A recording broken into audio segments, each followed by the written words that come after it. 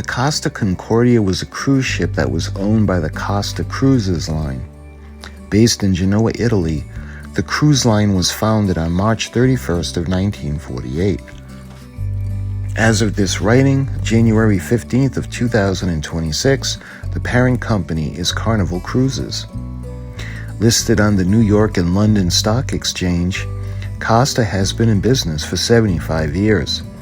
The company boasts a fleet of 9 ships that are currently in service. This video is going to feature the Costa Concordia. The name of the ship was lost in January of 2012. Interestingly enough, the search of the Concordia yielded no results on the company's website. Incidentally, I'll put a link in the description to the official Costa website. The Costa Concordia was one of the most beautiful and largest cruise ships ever built. And as grand as she was, she met her end in a most tragic and totally avoidable way. Here is her story. The Costa Concordia was ordered on January 19th of 2004. She would be built at the Ponente Yard in Genoa, Italy. Officially owned by Carnival Corporation and PLC, she would be operated by Costa Crociere. She cost $570 million to build. Her yard number was 6122, and her way number was 543. The Costa Concordia would be launched on September 2nd of 2005. She'd be christened on July 7th of 2006 and then delivered to Costa on June 29th of 2006. Put into service in July, her maiden voyage would be on July 14th of 2006. Her call sign would be IBHB. Her IMO number was 9320544, and her MMSI number was 247158500. She would be a Concordia-class cruise ship, first in her line. She would weigh 114,147 gross tons. The Concordia's overall length would be 952 feet 1 inch long. The ship's beam would be 116 feet 6 inches, with a draft of 26 feet 11 inches. The passengers had access to 13 decks, and the ship had a top speed of 23 knots and had a service speed of a little more than 19.5 knots. She would be propelled by 2 diesel-electric Alstom propulsion motors. The ship had 2 fixed-pitch propellers.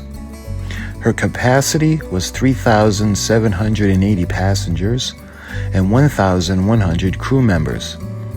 The Concordia would call Genoa, Italy home, and her route of service would be of a Western Mediterranean in origins. Her decks that were available to passengers were each named after countries in Europe. Deck 1 was Holland, Deck 2 was Sweden, Deck 3 was Belgium, 4 was Greece, 5 was Italy, 6 was Great Britain, 7 was Ireland, 8 was Portugal, 9 was France, 10 was Germany, 11 was Spain, 12 was Austria, and Deck 14 was Poland. Costa Concordia would feature 1,500 cabins. Of those, 505 would have private balconies, 55 spa staterooms, 58 of her suites had private balconies as well. Concordia had a Turkish bath, a solarium, 4 swimming pools, and 5 jacuzzis.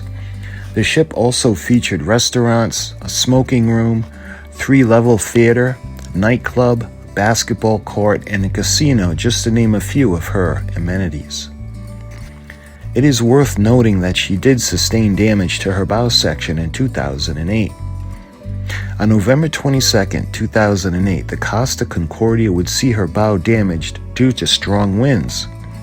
While in Palermo, wind gusts would push the ship up against her dock, and this caused damage to the bow. The bow damage would be temporarily repaired initially, but then fully repaired later when she was refurbished in 2011. The Costa Concordia would serve for a total of 6 years for the Costa Cruise Line. Then one night, the ship would alter her planned route while she was captained by Francesco Schettino while in the Tyrrhenian Sea. The huge ship would travel too close to the water's edge and strike a rock, putting a gash into her hull.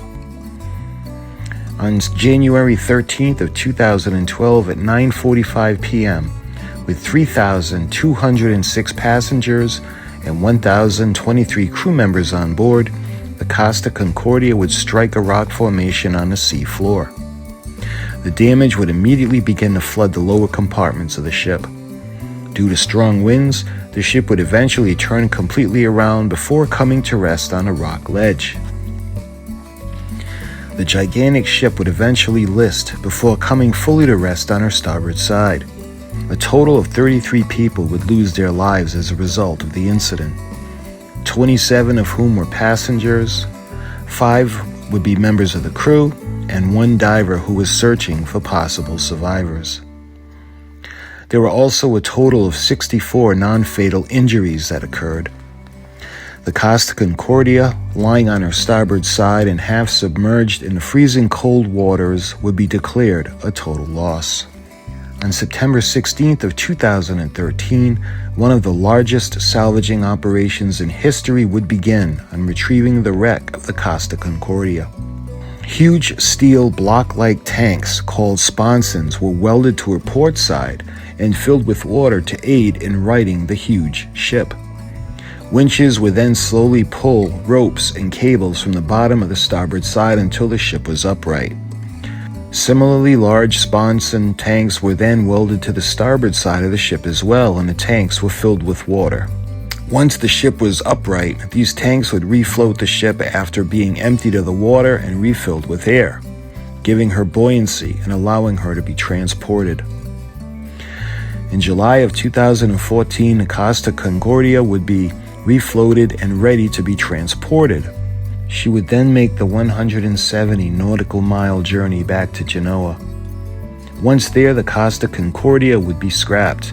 The project would be finished by July of 2017. The total cost of the incident would cost an estimated $2 billion.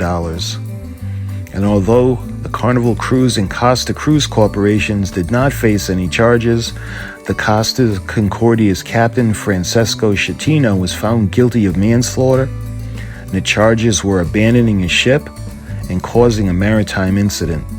In 2015, he was sentenced to 16 years in prison.